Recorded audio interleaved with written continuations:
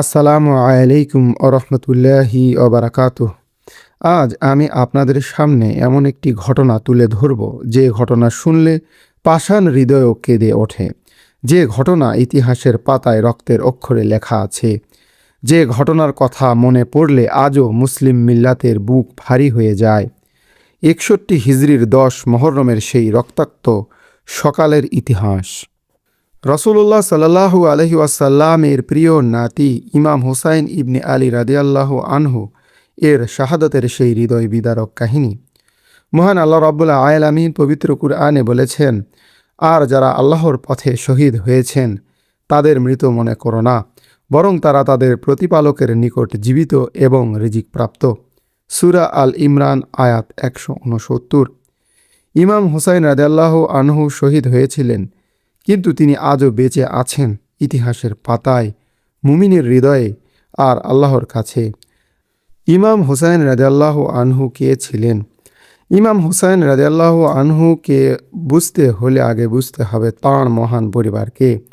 তিনি হলেন আমাদের প্রিয় নবী হজরত মুহাম্মদ সাল্লাল্লাহু আলাইহি ওয়াসাল্লামের প্রিয় নাতি। তাঁর মা হলেন হজরত ফাতেমাতুজ জোহরা রাদিয়াল্লাহু আনহা, নবীজির কলিজার টুকরা। তাঁর বাবা হলেন হজরত আলী ইবনে আবি তালিব রাদিয়াল্লাহু আনহু, ইসলামের চতুর্থ খলিফা। রাসূলুল্লাহ সাল্লাল্লাহু আলাইহি ওয়াসাল্লাম হুসাইন রাদিয়াল্লাহু আনহুকে কতটা ভালোবাসতেন সে বিষয়ে একটি হাদিসে এসেছে, আল হাসানু ওয়াল হুসাইনু সাইয়্যিদা শাবাবি আহলিল জান্নাহ। হাসান ও হুসাইন হলেন জান্নাতের যুবকদের নেতা। তিরমিজি, ইবনে মাজাহ।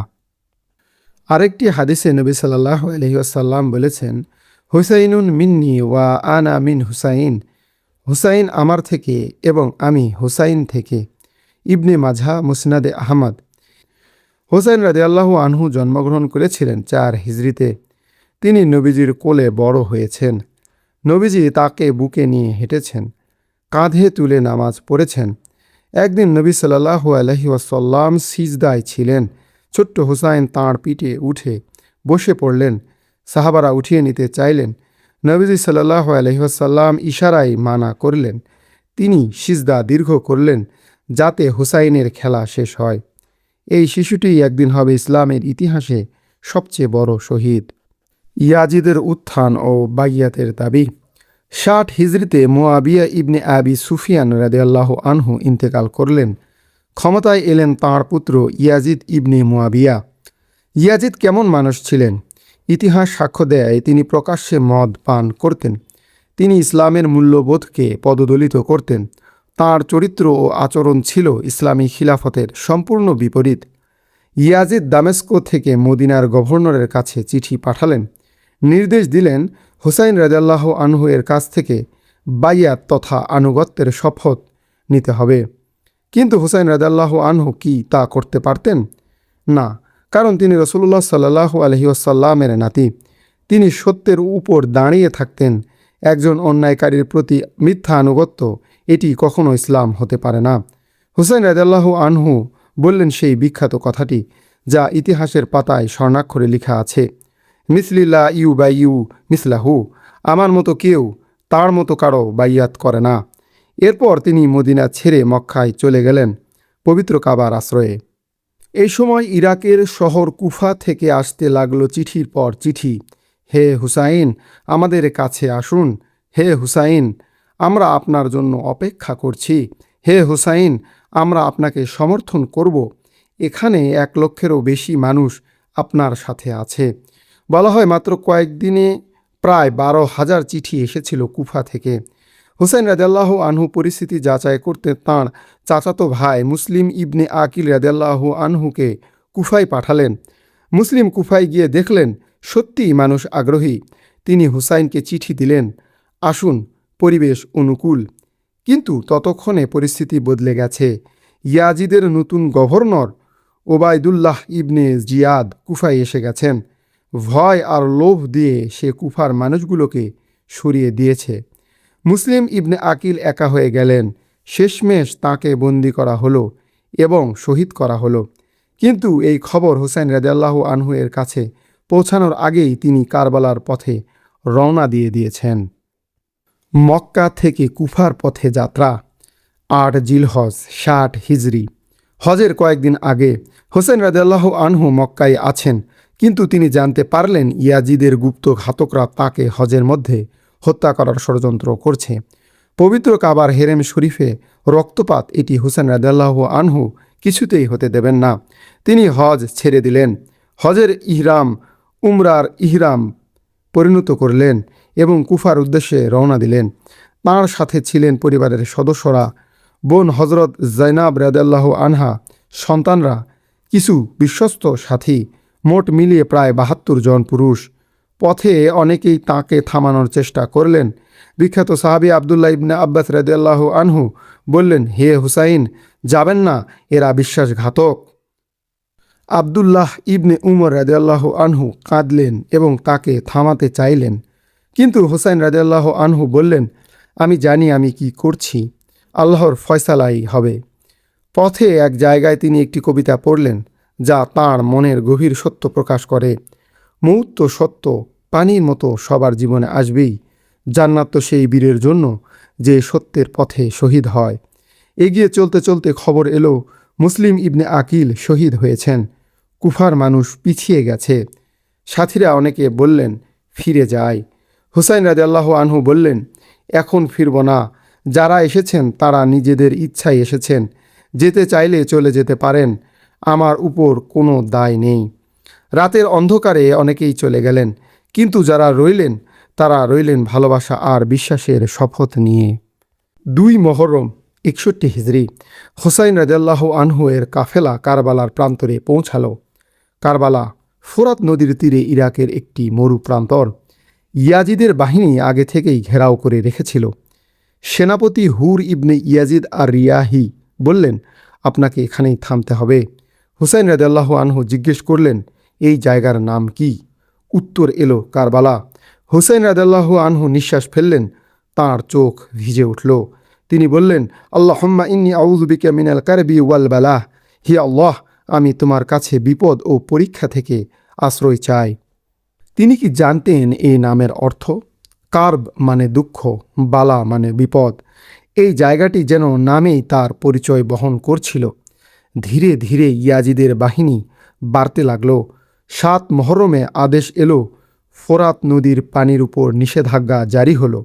হুসাইন রাদিয়াল্লাহু আনহু ও তাঁর পরিবার পানি পাবেন না। 72 জনের ছোট্ট কাফেলা, তাদের মধ্যে ছিল ছোট ছোট শিশু, নারী, অসুস্থ মানুষ, এবং তারা ছিলেন পানিহীন মরু প্রান্তরে। 7 মুহররম থেকে 10 মুহররম 3টি দিন 3টি রাত, পানি নেই। ফোরাত নদী মাত্র কয়েক মাইল দূরে, কিন্তু হাজার হাজার সৈন্য পাহারা দিচ্ছে, এক ফোঁটা পানিও যেন কেউ না পায়। শিশুরা কাঁদছে। ছোট্ট শিশু আলী আসগর, হুসাইন রাদিয়াল্লাহু আনহু এর 6 মাসের শিশুপুত্র, সে কাঁদছে তৃষ্ণায়। মা রুবাব রাদিয়াল্লাহু আনহা বুকের দুধ দিতে পারছেন না, নিজেই পানি শূন্য। হুসাইন রাদিয়াল্লাহু আনহু 9 মুহররমের রাতে শিবিরের বাইরে বের হলেন। আকাশের দিকে তাকালেন, চোখে পানি, ঠোঁটে দোয়া, আল্লাহুম্মা আনতা সিকাতি ফি কুল্লি কারবিন ওয়া রাজাই ফি কুল্লি শিদ্দাতিন। হে আল্লাহ, প্রতিটি বিপদে তুমিই আমার ভরসা, প্রতিটি কঠিন মুহূর্তে তুমিই আমার আশা। এই মুহূর্তে ইয়াজিদের সেনাপতি উমর ইবনে সাদ এর দূত এলো, বলল, আত্মসমর্পণ করুন, ইয়াজিদের হাতে বাইয়াত করুন, তাহলে পানি পাবেন, বেঁচে থাকবেন। হুসাইন রাদিয়াল্লাহু আনহু বললেন, কখনো না, মৃত্যু আমার কাছে লজ্জার চেয়ে অনেক বেশি সম্মানের। এই কথাটি ইতিহাসের অন্যতম সেরা উক্তি। একটি মানুষ মৃত্যুকে ভয় পান না, কারণ তিনি জানেন অন্যের কাছে মাথা নত করা প্রকৃত মৃত্যু। 9 মুহররমের রাত, আশুরার আগের রাত।